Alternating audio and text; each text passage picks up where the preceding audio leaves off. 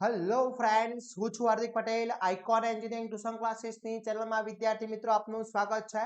Diploma semester 3 IT branch information and technology IT બ્રાન્ચની અંદર અભ્યાસ કરતા મારા વિદ્યાર્થી મિત્રો જેમનો સબ્જેક્ટ આવે છે ડીએમ ડેટાબેઝ મેનેજમેન્ટ સિસ્ટમ. તો એના આજે આપણે most and very most important ક્વેશ્ચનની ચર્ચા કરવાના છે. ચેપ્ટર નંબર 1 યુનિટ નંબર 1 ના વિદ્યાર્થી મિત્રો. તો ચેનલ ઉપર નવા હોય તો ચેનલને સબસ્ક્રાઇબ કરી દેશો, બેલ આઇકોન ઓન કરી દો જેથી નવા વિડીયો આવે તરત જ નોટિફિકેશન આવી જશે.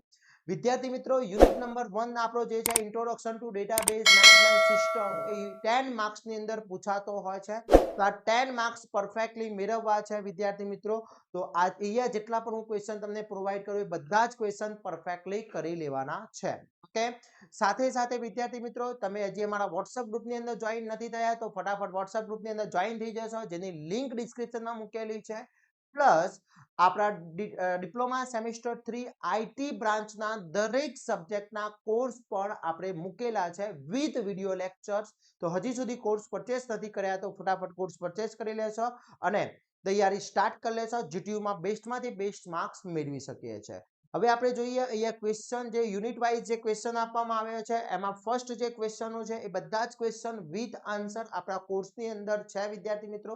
તો inch and every question perfectly કરવાના છે. એમાં ફર્સ્ટ ક્વેશ્ચન છે ડેટા વર્સિસ ઇન્ફોર્મેશનનો તફાવત તમને પૂછી શકે છે. કેમ? તો ડેટા વર્સિસ ઇન્ફોર્મેશનનો તફાવત most and very most important છે. એના પછી what is a data dictionary, data dictionary શું છે એ સમજાવવાનું પૂછી શકે છે, એક્સપ્લેન કરવાનું પૂછી શકે છે. પછી નેક્સ્ટ ક્વેશ્ચન છે what is a metadata, metadata શું છે. ઓકે, એ પણ most and very most important question છે.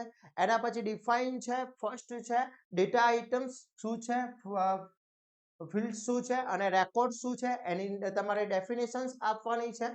તો ડેફિનેશન્સ આ રીતની પૂછી શકે છે. એના પછી છે file oriented system versus database system, બંનેનો ડિફરન્ટ છે કે આ ડિફરન્ટ જે છે ડિફરન્ટ તમને પૂછી શકે છે. File oriented system and second છે તમારો ડેટાબેઝ સિસ્ટમ. આ બંનેનો ડિફરન્ટ તમને પૂછી શકે છે, ધ્યાન રાખજો વિદ્યાર્થી મિત્રો. એના પછી છે who is a DBA, database administrator શું છે, ડીબીએ શું છે, એ most and very most important question છે. પછી roles and responsibility of DBA શું છે, ડીબીએ માં રોલ્સ એન્ડ રિસ્પોન્સિબિલિટી શું છે એ સમજાવવાનું તમને પૂછી શકે છે. પછી વોટ ઇઝ અ સ્કેમા, સ્કેમા શું છે, વોટ ઇઝ અ સ્કેમા. ઓકે, એના પછી છે વોટ ઇઝ અ સબ સ્કેમા, સબ સ્કેમા શું છે, most and very most important છે. પછી components and environment of DBMS એટલે ડેટાબેઝ મેનેજમેન્ટ સિસ્ટમમાં એના કમ્પોનન્ટ શું છે એ મોસ્ટ આઈએમપી ક્વેશ્ચન છે વિદ્યાર્થી મિત્રો. આ બધા જ ક્વેશ્ચનના વિથ આન્સર આપણા કોર્સની અંદર અવેલેબલ છે. ઈચ એન્ડ એવરી ચેપ્ટર્સના ક્વેશ્ચન વિથ આન્સર પ્લસ આપણે વિડિયો લેક્ચર્સ પણ પ્રોવાઈડ કરી રહ્યા છે. તો ફટાફટ કોર્સ પરચેસ કરીને તૈયારી સ્ટાર્ટ કરશો. જીટીયુમાં બેસ્ટમાંથી બેસ્ટ માર્ક્સ મેળવી શકીએ છીએ અને આપણે સારો એવો સ્કોર કરી શકીએ છીએ. એના પછી છે explain 3 level of architecture or data abstraction પૂછી છે. ઓકે, અને નેક્સ્ટ છે explain in detail overall architecture of database. તો આ બધા જ ક્વેશ્ચન તમારા માટે યુનિટ નંબર 1 ના ક્વેશ્ચન છે. આ બધા જ ક્વેશ્ચન પરફેક્ટલી કરી લેવાના છે. એક પણ ક્વેશ્ચન બાકી ના રહી જાય એ ખાસ ધ્યાન રાખવાનું છે. આ બધા જ તમે ક્વેશ્ચન કવર કરી લો છો તો તમારી જીટીયુ ની અંદર 10 માર્ક્સ કવર થઈ જશે. ઓકે, 10 અથવા 10 થી વધારે માર્ક્સ નું પણ ચેપ્ટર પૂછાતો છે. કોઈક વાર 12 માર્ક્સ નું પૂછાઈ જતું હોય છે, કોઈક વાર 10 માર્ક્સ નું આવતું હોય છે. તો 10 માર્ક્સ પરફેક્ટલી મેળવવા છે તો inch and every question perfectly આપણે કરી લેવાના છે જેથી આપણે 10 માર્ક્સ મેળવી શકીએ છીએ. અને નેક્સ્ટ વિદ્યાર્થી મિત્રો આના યુનિટ નંબર 2 ના પણ હું તમને ફટાફટ આના most and very most IMP question provide કરી દઈશ જેથી તમારી તૈયારી બેસ્ટમાં બેસ્ટ થઈ શકે અને સારા માર્ક્સ મેળવી શકો.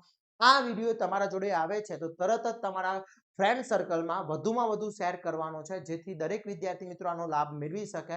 પ્લસ તમે WhatsApp ગ્રુપમાં જોઈન નથી તો તમે અને તમારા ફ્રેન્ડ સર્કલને પણ જોઈન થઈ જવાનું છે. અને ચેનલ ઉપર નવા હોય તો ચેનલને સબસ્ક્રાઇબ કરી દેશો, બેલ આઇકોન ઓન કરી દો જેથી નવા વિડીયો આવે તરત જ નોટિફિકેશન આવી જશે. આવા જ નવા વિડીયો સાથે નવા દિવસે મળીશું. ત્યાં સુધી વિદ્યાર્થી મિત્રો મને રજા આપશો. જય હિન્દ, જય ભારત.